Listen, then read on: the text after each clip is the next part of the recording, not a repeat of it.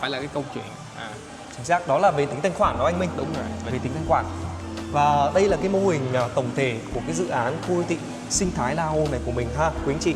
Và như anh Minh mình cũng đã biết và vừa Sao thấy trên này nó rộng dữ vậy em?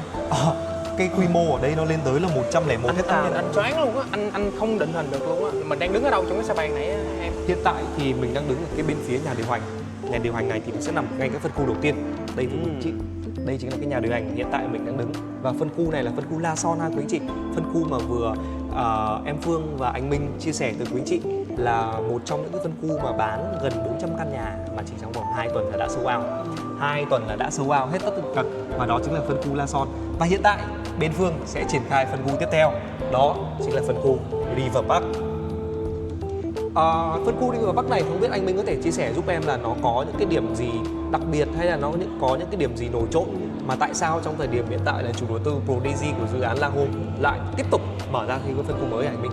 Thứ nhất á em, theo anh thấy nha, thì ở đây á mình sẽ vị trí này nó cực kỳ đắc địa ở một chỗ là nó liền kề những cái hai cụm khu trung tâm thương mại này nè, hai cụm trung tâm thương mại lên tới 3 hectare lận. Và đây là sẽ là một cái điểm nhấn cho cái phân khu của mình luôn. Thì khi mà khách hàng họ mua ở những cái dự án này anh chị, thì họ sẽ làm ví dụ như anh chị chỉ cần ví dụ một vài bước chân thôi là mình có thể mình đi tới những cái khu trung tâm thương mại này, mình có thể giải quyết cái nhu cầu ăn uống của mình cũng như mua sắm này. Và nó cũng là một cái case giúp cho cái tiềm năng này gọi là cái tính nhận định của ngôi nhà của quý anh chị mình. Ví dụ khi mà bạn bè của mình tới chơi nhà thì bạn bè của mình hỏi là ủa mày nhà mình đang ở đâu, nhà Phương đang ở đâu trong những cái dãy nhà mà tới quy mô tới 101 hectare này, thì nhà tôi đang ở ngay đối diện khu trung thương mại, nhà tôi đang ở ngay lô biệt thự đây đối diện trung thương mại, và đi vài bước chân là qua tới cây cầu. Thì khi đó là gì bạn Phương có thể là định hình được là chính xác cái vị trí nhà mình ở đâu, thì cái tính nhận diện đó là rất là cao. Cái thứ hai nữa là cái trường học ở đây là mình sẽ có là 2 trường từ trung học cơ sở lên tới trung học tiểu học tới trung học cơ sở, và đặc biệt là đối diện mình là mình sẽ có hai tháp nhà xã hội, khu nhà ở xã hội. Đúng rồi em. Đúng rồi. Đấy. Ở trên cái con đường Lương Hòa Bình Chánh này anh Minh, em thấy là những cái căn ở trên cái mặt tiền Lương Hòa Bình Chánh này nó cao hơn so với cả những căn khác, thì đây là những căn về cái loại hình gì vậy anh Minh? Căn này Những cái dãy này là em, đây là những dãy shop house, một trệt 3 lầu một tum, thì nó có cái lộ giới của nó là lên tới 60 m lận. Lộ giới đường đúng không anh? Đúng rồi, lộ giới đường 60 m lận. Đây là những dòng sản phẩm mà cực kỳ gọi là hút khách hàng của bên những khách hàng họ đầu tư vô dự án này luôn đó em. Giai đoạn này thì em nghe nói đâu đó là chỉ có 43 căn shop house trên cái mặt tiền đường Lương Hòa Bình Chánh này thôi. Đúng rồi. 43 căn mà bây giờ phân khu 2 mà như này thì có nghĩa là em sợ khách hàng sẽ tranh nhau để mà mua đây anh Minh ơi. Đúng rồi. Khách hàng bên anh hiện tại là bây giờ đang gọi là đang vô giữ suất luôn rồi em, tại vì hiện tại là chủ đầu tư đang bắt đầu cho những khách hàng họ booking giữ suất thứ tự rồi. Booking giữ suất. Đúng rồi, để họ được ưu tiên cái suất để họ mua đấy. Ok, em hiểu. Đằng sau cái dãy shop house này thì là những căn gì ạ anh Minh? Ở đằng sau những cái căn shop house này như em Phương thì đây là những cái căn nhà phố hai mặt tiền ha, nhà phố hai mặt tiền đường đây. Thì ở đây nó sẽ có cái chiều ngang nó sẽ có là một trệt 2 lầu và một tum em. Một trệt 2 lầu. Ok. Ngoài ra thì em thấy là những cái sản phẩm này hình như sẽ là những sản phẩm biệt thự, tại vì nó nằm ra cái view kênh cực kỳ. Thì biệt thự ở đây nó cực kỳ khan hiếm luôn. Thứ nhất là nó là view kênh, và ví dụ như đây, ví dụ đây là biệt thự đơn lập đây ha, và đây là những dãy biệt thự song lập ở đây. Còn cái trục đường này là trục đường gì anh Minh? Mà em thấy có rất là nhiều những cái dãy mà nó cũng tương tự như cái dãy ở đây, nhưng mà cái chiều cao nó không có cao bằng á anh Minh. Đó là dãy gì? Những cái dãy bên đây em thì đây là những dãy cũng là shop house, shop house đây là lộ giới là 18 m. Ở đây là một trệt 2 lầu và một tum. Vậy thì cái phân khu River Park này nó sẽ có cái điểm gì đặc biệt hơn so với cả phân khu La Son hả anh Minh? Thì như em cũng thấy là đầu tiên là cái vị trí ngay kế bên hai cái cụm trung tâm thương mại lớn là 3 hectare ở đây, và đặc biệt là sẽ gần những cái dãy quảng trường trung tâm. Quảng trường trung tâm. Đúng rồi, quảng trường là công viên ánh sáng là sẽ tập hợp ngay tại phân khu bên này luôn. Đúng rồi. Và em thấy ở đây nó có một gọi là nó sở hữu luôn hai cái con kênh mang lại một chung cho quý khách hàng mà sở hữu cái phân khu này là mang lại một sự tài lộc thịnh vượng, mà cũng như là cái khi mà anh chị ở gần những cái con kênh rạch đó thì mình sẽ giúp cho mình thoải mái cái đầu óc hơn. Và ngoài ra thì mình sẽ có ví dụ như mình Cụm có tiện thể ích trường học đúng không anh? hoặc là mình có thể mình cộng tới trường học, và mình cũng có thể sở hữu sử dụng luôn cả cái tiện ích Thể dục của thể thao. thể dục thể thao của phân khu La Son luôn. À. Mình được sử dụng chung kèm với đó. Wow. Đúng rồi, 4 sân basketball và phòng gym là mình được sử dụng chung luôn. Đó, như anh chị cũng định hình được là gì, mình đang ở vị trí lõi trung tâm nè, một bên là giáp với lại trung tâm thương mại, khu công viên nhạc nước, một bên là có 4 sân thể dục thể thao, khu hồ bơi là bên tay trái của mình. Đấy.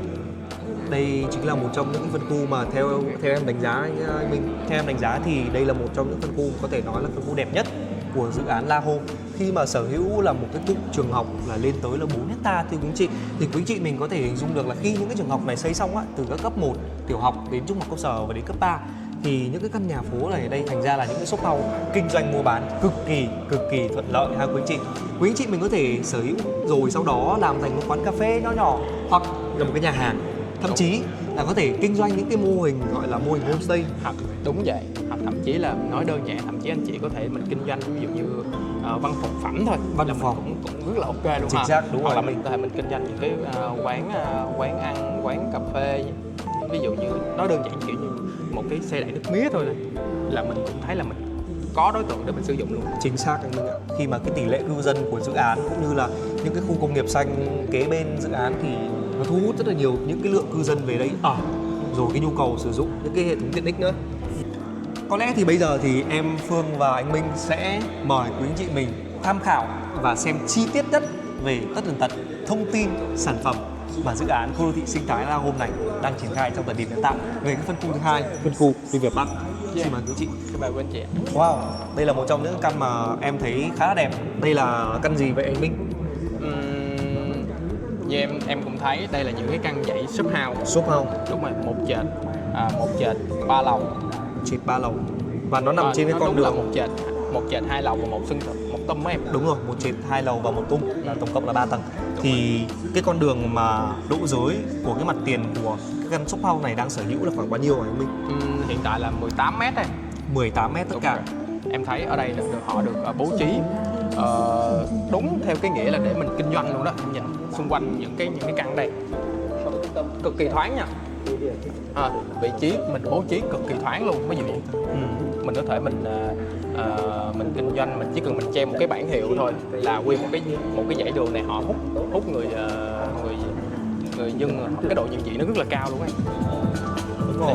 Em nhìn ở đây thì với cái diện tích là ngang 6 dài 17, tương đương với cả là 102 m², thì đối với cái căn shop house mà sở hữu mặt tiền lộ giới lên tới 18 m như này, nằm trong cái trục xuyên tâm của dự án, thì những căn này là một trong những căn quý khách hàng khi mà sở hữu có thể kinh doanh mua bán thuận lợi. Chính xác.